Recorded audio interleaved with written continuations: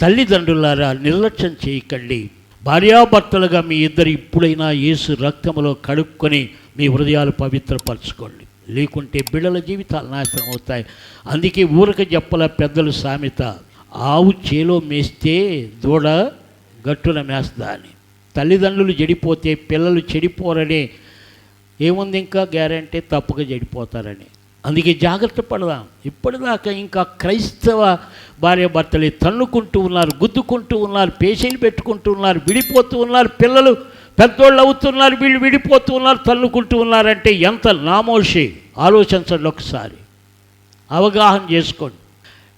నేనేదో చెప్పట్లేదు, దేవుడు దుఃఖముతోటి చెబుతున్నాడు, బాధతో చెబుతున్నాడు. క్రైస్తవ కుటుంబాలు ఇట్లా విచ్ఛిన్నమైపోతూ ఉన్నాయని ఏడుస్తూ ఉన్నాడు. ఆ సందేశం పరిశుద్ధాత్ముడు మీకు చెబుతున్నాడు.